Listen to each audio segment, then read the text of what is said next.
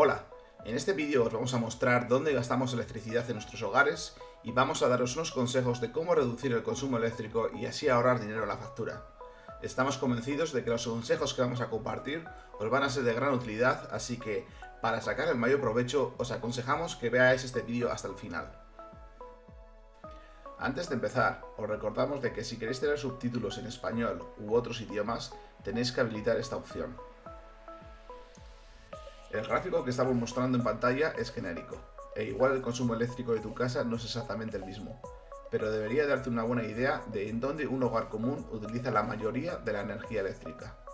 Como podéis ver, el 47% de la electricidad se utiliza en calefacción y aire acondicionado, así que el encontrar maneras de reducir estos consumos debería de ser una prioridad. Le sigue el consumo para calentar agua, con un 14%. Un 13% de la electricidad es consumida por la lavadora y la secadora. Un 12% de electricidad se consume en iluminación. Y después tenemos un 4% del total de la electricidad que es usada por el frigorífico y otro 4% por el horno. Finalmente, un 5% del consumo total es usado por otros aparatos y electrodomésticos. Está claro que nuestros hogares necesitan utilizar electricidad, pero aquí la clave es el ser lo más eficiente posible y disminuir la cantidad de electricidad que es mal gastada. Para ello, en este vídeo os vamos a mostrar unos consejos para ahorrar electricidad. Primero vamos a echarle un vistazo al mayor gasto de electricidad, que es la calefacción y el aire acondicionado. Y probablemente la manera más eficaz de ahorrar dinero en calefacción y aire acondicionado es el tener una casa bien aislada. Como ejemplo, vamos a mostraros unas fotos que hemos tomado usando una cámara termal, en las que deberías de ser capaces de ver la diferencia entre tener una casa bien aislada o no. Echadle un vistazo a esta foto de un radiador y específicamente a la tubería que conduce el agua caliente. Notaréis que la tubería del agua caliente no está aislada, excepto por una pequeña parte a la que le hemos añadido aislamiento para poder mostraros la diferencia entre tener una tubería aislada o no. Notad que hemos marcado en verde la parte de la tubería a la que hemos añadido el aislamiento. Donde hemos añadido el aislamiento, la temperatura es de 34 grados Celsius, mientras que en el resto de la tubería la temperatura es de 52 grados Celsius.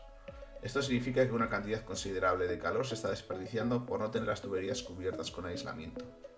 Nosotros consideramos que el calor se pierde de forma inútil porque parte de ese calor, en vez de llegar al radiador, pasa de la tubería a la pared y de la pared al exterior.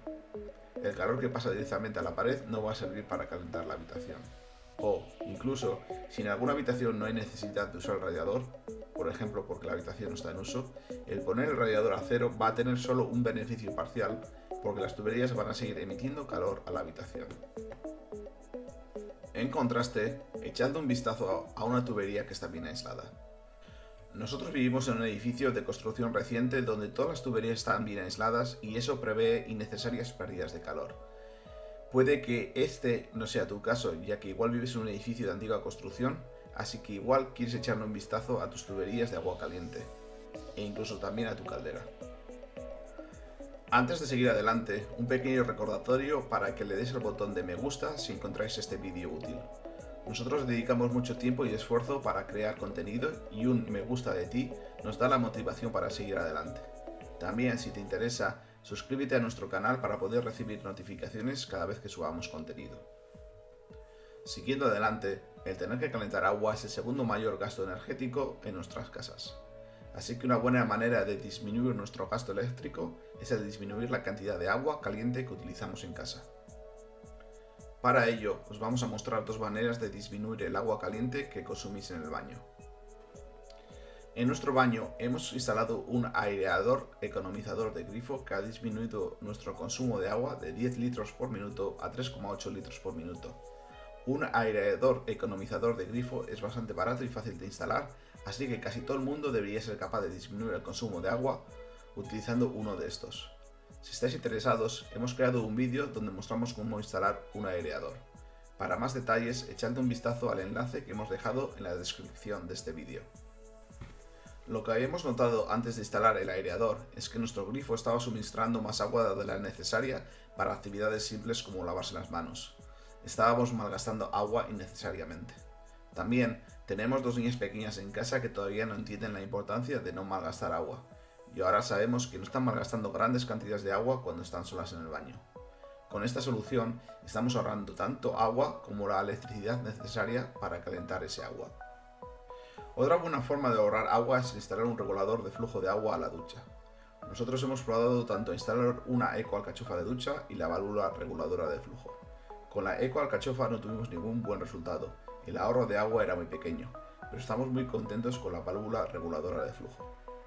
Esta válvula es especialmente útil cuando nuestras hijas pequeñas quieren jugar mientras se toman una ducha, porque tenemos la oportunidad de reducir el flujo de agua al mínimo, de forma de que ellas no gasten tanta agua caliente innecesariamente.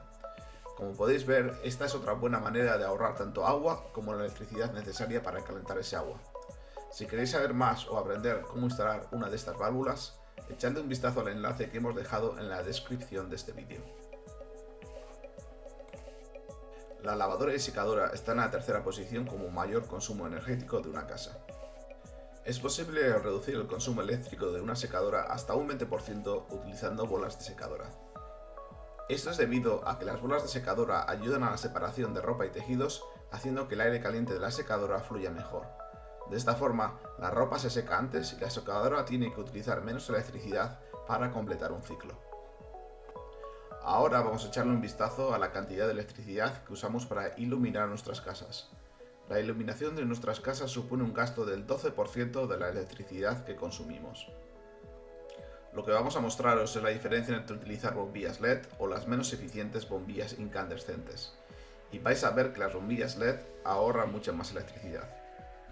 Vamos a empezar con las bombillas LED. Esta bombilla LED que estamos mostrando en pantalla consume 12 vatios. Para poder calcular el coste, primero tenemos que transformar los vatios en kilovatios. 12 vatios es el equivalente a 0,012 kilovatios, así que esta bombilla está consumiendo 0,012 kilovatios por hora.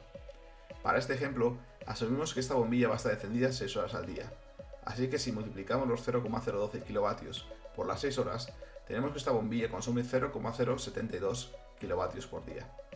Si multiplicamos este valor por el número de días que estamos en casa a lo largo del año, y aquí asumimos 320 días por año, tenemos que esta bombilla LED consume 23,04 kilovatios por año. Y ya solo nos queda multiplicar este valor por lo que tenemos que pagar a la compañía eléctrica por cada kilovatio hora que consumimos.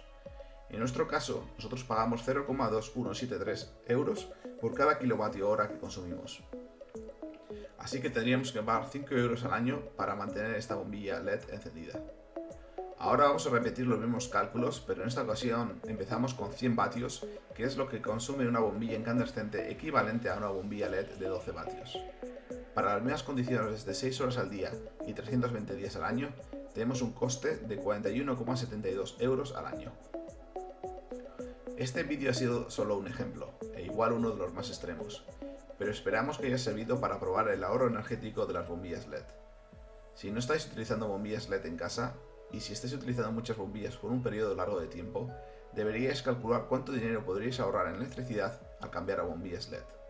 En la descripción de este vídeo hemos dejado un enlace a una calculadora online que podéis utilizar para fácilmente calcular el consumo de una bombilla a lo largo del tiempo.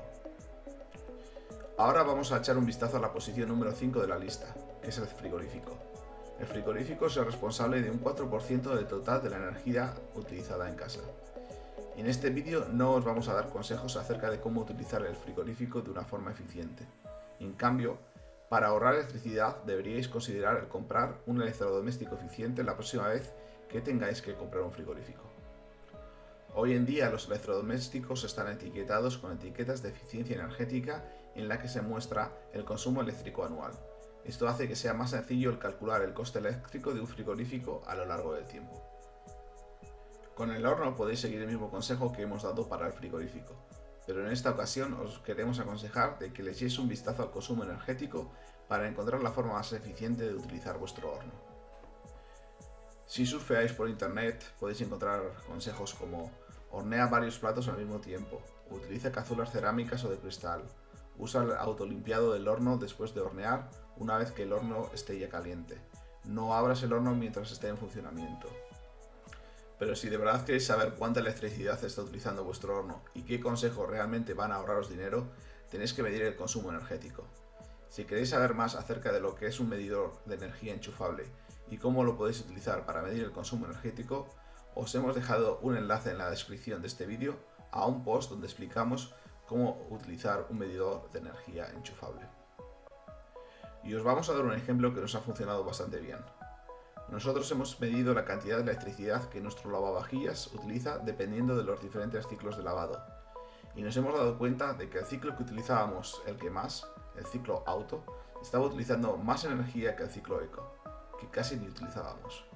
Y desde que nos dimos cuenta de este dato, ahora siempre utilizamos el ciclo eco, que a la larga nos va a ahorrar bastante dinero. Nos estamos acercando al final, así que ahora vamos a echarle un vistazo a ese 5% del consumo eléctrico que se atribuye a otros aparatos y electrodomésticos de casa. Aquí queremos atraer vuestra atención al consumo en modo de espera y cómo los electrodomésticos y aparatos en modo de espera pueden estar malgastando electricidad sin que lo sepáis. En la pantalla os estamos mostrando una foto del sistema de sonido de nuestra televisión y de cómo estaba configurado para mantenerse en modo de espera en que no fuese utilizado. Eso significa de que si nos olvidábamos de apagar el equipo de sonido, este se mantenía gastando energía durante 2 horas, y eso era un consumo inútil. Tenemos otro ejemplo, nuestra televisión, que estaba configurada para un periodo largo de modo de espera y la función eco no estaba habilitada. O nuestros portátiles, que pueden permanecer largos periodos encendidos sin estar utilizados a menos que ajustemos el auto apagado a periodos más cortos. O nuestras impresoras, que también pueden tener el auto apagado deshabilitado. Si tienes una impresora en casa, échale un vistazo a las opciones de energía para asegurarte de que el auto apagado esté encendido. Si no, la impresora permanecerá usando electricidad, que puede que no sea una gran cantidad de energía, pero que se puede convertir en un considerable gasto a lo largo del tiempo. Si tu impresora permanece en modo de espera y quieres saber cuánta electricidad y dinero te está consumiendo, de nuevo puedes usar el medidor de energía enchufable para medir el consumo. Si no tienes claro qué es un vatio, un kilovatio o un kilovatio hora, hemos dejado un enlace en la descripción de este vídeo a otro vídeo que hemos creado donde explicamos estos términos. Y este es el final, pero tomad nota de que para no hacer este vídeo demasiado largo, solo hemos incluido unas pocas ideas de cómo ahorrar electricidad. Si queréis saber más, echadle un vistazo a nuestra página web. Y si encontráis este contenido útil, por favor pulsad el botón de me gusta. También considerad el suscribiros a nuestro canal si queréis recibir notificaciones cada vez que subamos nuevo contenido. Gracias por vuestro tiempo y hasta pronto.